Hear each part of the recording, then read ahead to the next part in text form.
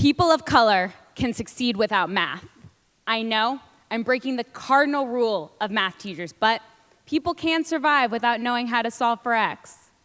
The much more serious consequence of not having women and people of color in STEM is that the field of mathematics cannot grow without diverse thoughts and viewpoints. So we need to flip it. Flip how we talk about those who are underrepresented in STEM. The focus should not be on what STEM can do for them, but what they can do for STEM. That is what social justice looks like in a math classroom. Now, some of you may be thinking, why? Isn't math neutral? It's been that way. Arbitrary problems that leave students disconnected from the math. I'm sorry, I honestly don't care how many cookies Mary has. This has left students incapable of applying the math in any real or meaningful way. We need connections. The foundation of a radical classroom is getting to know your students and building that relationship. Many of my students love basketball, and they were thrilled to find out that I'm actually best friends with Shaquille O'Neal. You have to have fun with your students. Use their interests to drive what they play with in the world of mathematics, and then you can dive into the heart of it. The combination of math and culturally relevant topics is where you really get engagement. Now, by culturally relevant topics, I don't mean the superficial addition of a holiday, a cultural situation, a name in the context of a word problem, but I mean critical consciousness. Critical consciousness is recognizing social, political, and economic oppression while taking action against them. In education, this looks like student-driven projects that are based on their personal experiences. Students should be investigating, forming opinions, critiquing and challenging current injustices and oppressions. Let's see this in action. 2 years ago, the Seattle School Board proposed to move Seattle World School to yet another temporary location. Seattle World School serves primarily immigrants and refugees, and in over 30 years, we have never had a permanent location. Enough was enough.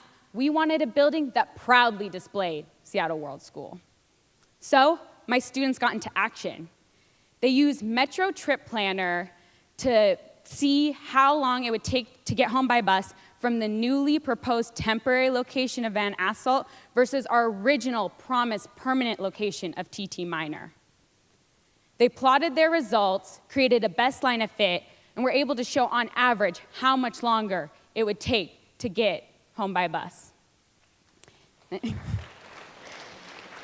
In collaboration with students, families, community partners, staff, we were able to convince the school board by a vote of 4-3, and we are moving into a new building next year. One that's ours. Projects like this that incorporate the school inspired our students. One of my students, Michael, shared in front of the school board 3 times. He went from failing my class to leading it. Last year, he was part of Seattle World School's first ever graduating class, and this photo was taken by the Seattle Times that covered it. Eric Gutstein, the author of Rethinking Mathematics, in his Chicago classroom, had students randomly draw blocks representing different ethnicities and record their results. After comparing their results to the data on routine traffic stops from the Illinois Police Department, the students questioned how random these stops might be. They saw in action how math can be used to challenge racial profiling.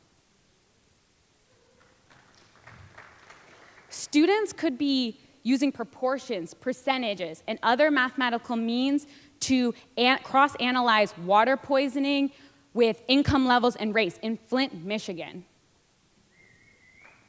A majority Black city that residents are receiving past due notices for water bills, water that was known to be poisoned with lead. We can't always shield our students from the injustices they face, but we can give them tools they need to radically take on the world. It is time to radically change math education. Thank you. I'm Saraswati Noel.